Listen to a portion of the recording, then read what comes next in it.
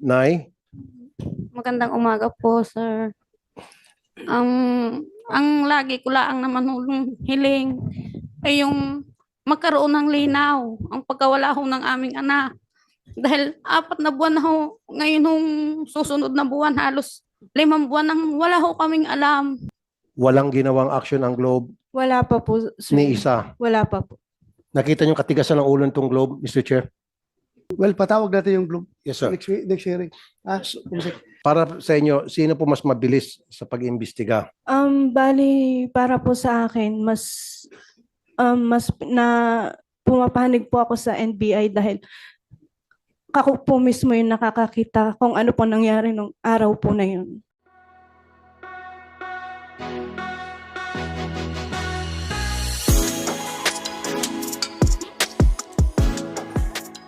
Mr. Chair, since nandito yung mga kamag-anak, may mga hinaing kasi sila, Mr. Chair.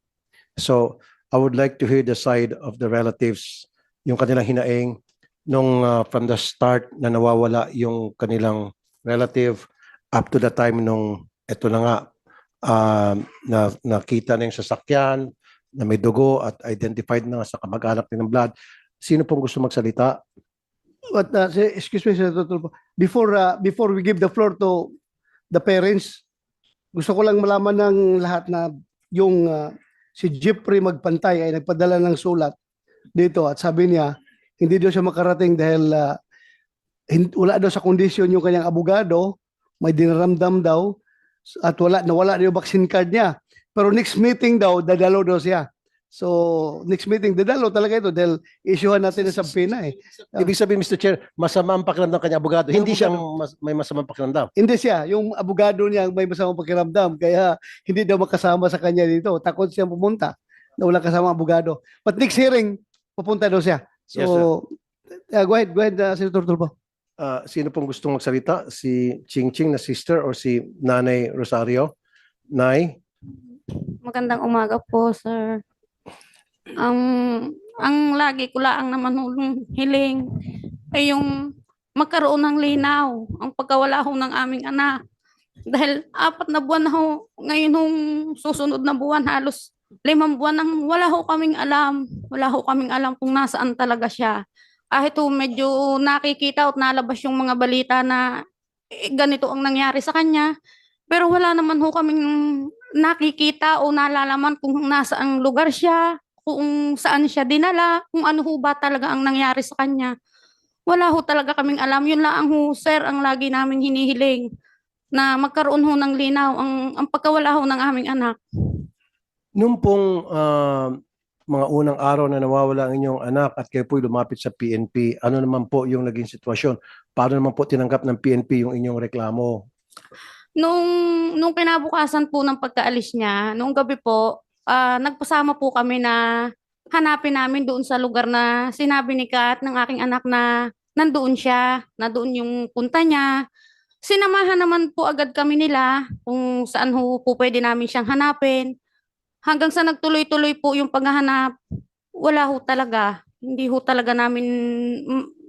namin makita at wala ho kaming malaman tungkol sa pagkawala niya. Nay, kailan niyo po nalaman na yung anak niyo pala ay girlfriend ni Major De Castro? Noong gabi po ng October 13, nung pumunta po kami sa police station sa amin sa Tuwi, may nag-message po kay Ching sa anak kong panganay na kaibigan po ni Kat. Noon po namin nalaman na siya ay may boyfriend na yung sinasabi pong yan. At nung malaman niyo po na boyfriend nga niya itong si Major De Castro, sinabi niyo po sa PNP? Hindi po agad-agad, sir. Dahil siyempre, nalaman po namin na yan siya, pulis siya. Para pong nung panahong yun ay hindi namin maintindihan kung saan namin agad ibubukas ang aming reklamo. Pero bago po namin sinabi sa PNP, sir, nag-file po kami ng complaint sa NBI Batangas, sir. Bakit po sa NBI Batangas? Dahil inisip po namin na baka mas mapapadali o mas makakatulong dahil ang isip nga po namin, kabaro siya ng mga pulis, marami yung sasabihin ko na po yung naririnig ko sa iba na kabaro yan, baka may ganito, ganyan. Pero sinabi ko naman po noon sa kanila na may tiwala ho ako sa kanila dahil kailangan namin ng tulong nila para makita po namin ang aming anak. Nung masabi niyo po sa PNP, after sa NBI, Apo. nasabi niyo rin po sa PNP na karelasyon niya ng anak ko yan si Medyo de Castro. Kailan po yun? Mga October pa rin po, sir, yun. Hindi pa po October. nalampas ang buwan ng October dahil simula naman po nung araw na hindi na namin siya makontak, dire-diretso na po ang paghahanap namin. Okay, kaya Sunod-sunod. po, nung masabi niyo po sa PNP na yung si Medyo de Castro, ang boyfriend ng anak ko, that was in October po, Apo. sometime. Mhm. Nung masabi niyo po sa PNP, ano pong ginawa ng PNP? Gumawa din naman po sila ng aksyon na hanapin. Si Major. Magkaroon ho ng hiningan ho nila kami ng mga salaysay kung paano masasabi na si De Castro ang kasama, ang boyfriend. Ayun ho, para doon na ho nagsimula yung aming pagbibigay ng salaysay sa kanila na ipinaliwanag namin sa kanila na noong umalis po si Kat, ay si De Castro po ang kikitain niya. Nasabi po sa inyo. Sinabi po sa amin ng kaibigan niya, sir. Sinabi Okay. po. So, yan po ba ay nasabi niyo sa NBI din? Apo. Okay, curious lang po ako. Ano po yung nangyari sa investigation ng NBI? Good morning po, sir. Ma'am. Bali, nag-file din po kami ng kaso sa NBI at nag-conduct din po sila ng investigation na ready naman po nilang ma-open na rin po kung ano po yung nakala po nilang mga evidence. At noong nakaraan pong January 29, 2024, kasama po namin sila sa hearing po sa RTC Taguig para po makakuha po ng search warrant po para po sa Globe Telecom, para po doon po sa disclosure po ng computer data.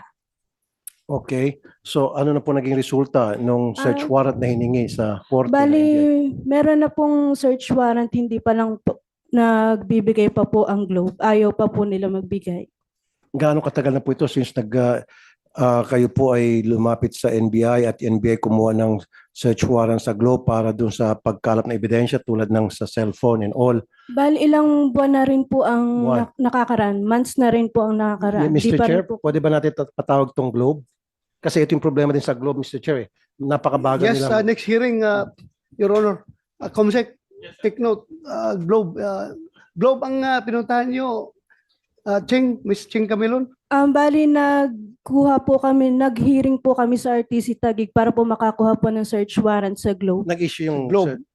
Nag-issue na po ng search warrant, hindi pa lang po, ayaw pa lang po magbigay ng Globe Yun para nga, po Mr. makadagdag po sa Yun nga, Mr. ebidensya. Chair, itong Globe, meron ng search warrant yung korte para doon sa telepono ni Major. Ayaw pa rin ng Globe mag-comply. Well, kung basehan natin yung previous case no, na imbestigahan natin dito sa committee, yung killing doon sa Vice Mayor ng Cagayan, suspect natin yung Mayor mismo. Matanda. Nag-file tayo ang PRO to, yung crime lab do, nag-file ng warrant sa korte, warrant to disclose computer data.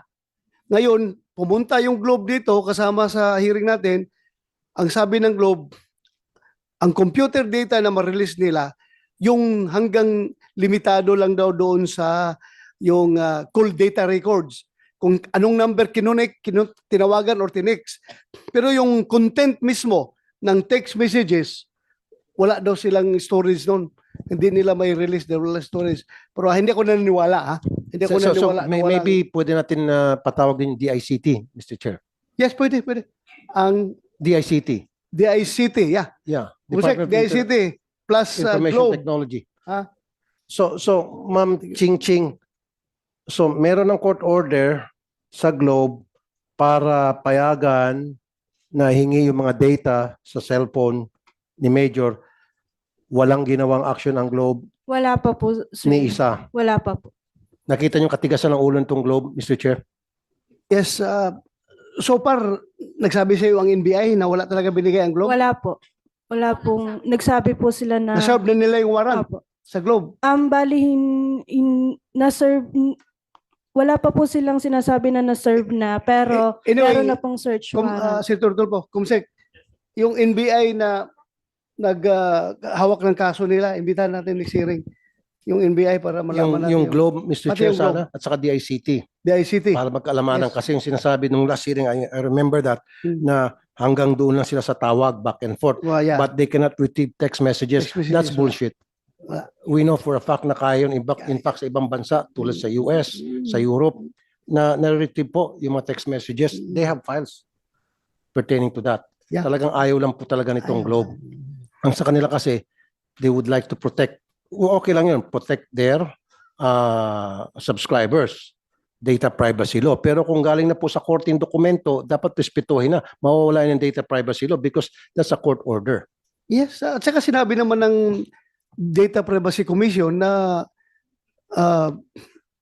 pwede yan. Pwede i-release ng Globe kung lahat ng data na may hawak nila, kasama na yung content ng mga messages, pwede na release. Sabi ng Data Privacy Pag Commission. meron, special pag may court order. Pag Mr. may Chair. court order. Oh. Ito pala, may court order na, hindi pa rin po uma-action yung Globe. Well, patawag natin yung Globe Yes, sir. next hearing. Thank you. So, nagkakaroon ng parallel investigation, NBI at saka PNP. Opo. Para sa inyo, sino po mas mabilis sa pag-imbestiga? Bali, para po sa akin, mas na pumapanig po ako sa NBI dahil ako po mismo yung nakakakita kung ano po nangyari nung araw po na yun. Ano pong pinagkakaiba doon sa investigation na ginagawa ng PNP versus sa NBI, ma'am? Bali, yun pong sa PNP, wala po akong nakikita na mga witness na sinasabi po na nila na nakakita po ng katawan po ng kapatid ko na nililipat. Kahit po yung hindi ko naman po sila ibinababa kasi tawag po dito. Kahit po doon sa pagkuha po ng DNA sample, wala man lang po kaming nakita na, ito po yung picture ng dugo or yung hair strand po na sinasabi. Wala po kaming nakitang ganun. Pero yung sa NBI po, alam ko po na yun pong mga tao na involved po dito, sila po talaga. Okay, so in other words, mas thorough, mas mabusis yung NBI Opo. pag-imbestiga kaysa sa PNP. Mas satisfied kayo. Opo. Mr. Chair, marami na po kong kaso. Kanina sa opening statement ko, sinabi ko naman hindi naman lahat sa PNP loko-loko. Napakarami pa rin po mababait sa inyo sa PNP and I salute them because I have so many good friends in the PNP. In fact, may mga relatives pa ako sa PNP. However, yung bang may bulok na itlog doon, yung kabulukan ng itlog na yan, nahawaan po yung mga malilinis sa PNP. I have so many instances, in fact, meron pa pong kernel na involved sa crime. Pag pulis kasi ang involved, nagiging baby-baby ng investigation. Yung po napapansin ko sa Napolcom, siguro, you would agree with me. Pag PNP po, kapwa PNP ang involved sa crime or suspect sa isang krimen, ang tagal ng proseso. And I experienced that so many times, Mr. Chair. Sobrang lenient sila imbestigahan yung kabaro nila. Pero kung yan ay hindi nila kabaro, kung yan ay tricycle driver, jeepney driver, nakakulong na. May kasama pang kulata. Pero pag pulis, naku, sobrang baby. Inaamo-amo pa. Lahat ng karapatan ibibigay. Of course, give him his rights. Pero naman, do your best to do your job. Just like what Ma'am Ching Ching said. Sa NBI, very thorough investigation.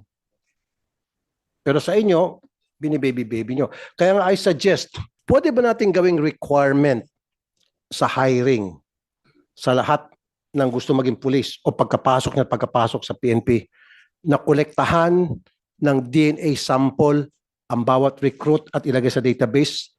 Kasama na yan sa ating ginawang DNA forensic law.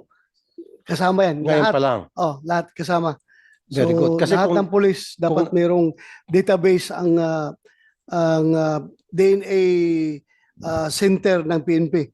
So kung yan po ay nangyari pa sana noon, sa pool na to. Sa pool na. Ngayon lang, wala pa eh. Tumatakbo. Sana yung anong parliamentary status ng batas na yun? Jo, for interpellation na. Tulungan natin na mabilis. I will yung- support, Mr. Chair. Thank you, Support. Your Honor. Okay, in fact, co-author daw pala ako dyan, Mr. Chair. Co-author ako dyan. Yes. Tulungan kita sa interpellation Yes, thank Pertaining you. to that. Thank you. para yan po ay maging ganap na batas. Now, Ma'am Ching Ching, nagsampa na ng kaso ang NBI at nagsampa ng kaso ang PNP. Opo. PNP, may sarili kayong kaso isinampa. Yes, sir. The kidnapping and serious illegal detention against De Castro. Wala po sila pang naka-file na. Ang NBI po ata, sir, hindi pa po nagpa-file ng kaso at hinihintayan pa nga po ang ano nung Globe, yung pagbibigay nila ng ano bang tawag dito? Ng action po para mas mapaigi pa po yung investigasyon nila sa ngalan po ng ano Okay. ng data. Sa PNP, ano na po yung status ng case na ipinal niyo po na serious illegal detention? Sir, we're still Babaki Major? awaiting for the resolution, sir. Kasi the case was elevated to the regional level of the regional state prosecutor after the inhibition of the Batangas prosecutor's officer. Pina-inhibit niyo po yung prosecutor? And what was the reason again, sir, why you requested for inhibition of the prosecutor? Because the counsel of Mr. Magpantay is a former fiscal and retired judge of Batangas province, sir. She frequented the office of the prosecutor's office. So with consultation with the Camelon family, we decided to file for Batangas prosecutor's office to inhibit and have the case elevated to the regional level of the DOJ, regional state prosecution, sir. And I would abide to what I've been saying. Give credit where credit is due. And you did a good job on that aspect. Thank you. Thank you, sir. Thank you, Colonel. Magandang ginawa niyo. Good move. Good move. Senator Tulfo, kung i-elevate nyo sa regional level, sana magagaling ang prosecutor? Regional state prosecutor? Yes, sir. The case is still under PI, sir. Baka waiting- mamaya, mga taga Batangas pa rin yung nasa regional level, ha? Tingnan nyo. Baka mas maganda, elevate na sa National Prosecution Office talaga. Hindi naman, sir. I don't think the RSP, sir, will put the reputation of their office at stake, sir, with this case, sir. Sigurado Okay na na. kayo doon, ha? Yes, sir. Yes, sir. Kasi ang Batangas, part pa rin ng Region 4A, di ba? Yes, sir. Sige, go ahead. Ang ibig sabihin kasi, Colonel, ni Mr. Chair, sana sa Manila na lang para talagang malayong-malayo. Kasi kung Batangas, probinsya pa rin yan, baka meron pa rin siyang influence within that area. Although, sinabi ko na sa iyo, I commend you for doing that dahil at least na ipalayo ng konti. Kasi sabi niyo, yung council niya, he frequents that, yung korte na yan. So, inilayo niya lang ng konti. Pero, may point nga naman si Mr. Chair, Senator De La Rosa, sana nag-inhibit na rin kayo at nag-request ng transfer of venue, sana dun sa malayong-malayo na kung saan totally zero influence na siya. Yung point ni, ano pong sagot niyo doon ulit? We will consider that, sir, no? With consultation from the Camelon family. We don't do action without their nod, sir. Since nandito na lang sila, di konsulta natin. Ma'am, nakikinig kayo kanina pa, Ma'am Rosario. Sinabi nila, nilipat nila sa ibang venues, pero Batangas pa rin yung mag-handle ng case. Sa region pa rin, level, which is Batangas province pa rin. Ngayon, ang suggestion ni Senator Bato de la Rosa, i-transfer sa malayong lugar, labas na Batangas, tulad halimbawa ng Manila, o Cavite, o Quezon City. Ano po sa inyong palagay? Kasi raw kailangan konsultahin daw kayo. Sa amin po naman, sir, dahil kami naman po talagang nagtitiwala sa kanila. Kung ano po yung alam din nila na mas makakabuti at makakatulong po sa pagresolba ng kaso, doon po kami, sir.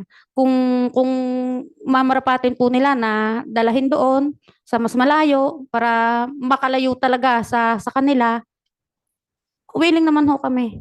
So, in other words, Ma'am Rosario, okay kayo dun sa suggestion ni Senator Bato na ilabas sa Batangas yung kaso with your permission daw, sabi ni Colonel Malinaw, papayag naman daw sila. Ano pong inyong palagay? Ano Okay pong- lang po, sir. Okay lang po sa amin kung ano po yung mas makakahigit pa na ganda o mas makakatulong para po magkaroon talaga ng linaw. Mas makakatulong nga po, tulad po sinabi ni Senator Bato, Opo. pag yan po inilipat sa malayong lugar, wala sa Batangas, mas malakas ang laban po natin. Ah, Kasi wala na siyang influence. Opo. Totally yung council. Kasi yung council, sabihin na natin, anong lugar po ito sa Batangas? Yung kaso, pinagmulan? Batangas Provincial Prosecutor's Office, sir. Saan po banda? Batangas, Batangas City? City, sir. Tapos transfer sa province. San Pablo, sir. That is based, ang DOJ Regional State Prosecution, sir, is based in San Pablo City, sir. Kaya nga, Laguna. Batangas Laguna, pa sir. rin. Laguna. Laguna na. Yes, sir. Okay. So sabi mo kasi Batangas Provincial, so Laguna na. Yes, sir. Komportable na po kayo, Ma'am, Laguna. Okay naman po na kung yun po baka naman hindi na yun mapapasok nung ikangay ng galing sa Batangas na nakaka-impluwensya sa amin nga hoy kahit saan basta saan ho yung mas higit na makakatulong, sir. Doon ho kami. Kahit ho saan kami dalahin. Kung saan ho kami, kung alin ho yung mas magkakaroon ng tunay na kalinawan, doon ho kami, sir. Okay. Wala hong problema sa amin. Anyway, Your Honor, Senator Tulfo, komportable naman daw yung sa IDG sa Regional State Prosecutor na Region 4A. So okay na kayo kung Yes, sir. komportable na kayo doon. Yes, sir. Yes, sir. So para mas mabilis. Okay And then, na Mr. siguro. Chair, may I request na ipatawag natin si Major De Castro? Yes, Ipasampina natin? Kumsek issue subpoena. So that's a motion, ha? So I roll the motion in favor of Senator Tulfo that we have to issue subpoena to subjects Senate Major De Castro and Magpantay. Dalawa lang sila, no? Nanapailan. Sa kasi Magpantay. Issue subpoena.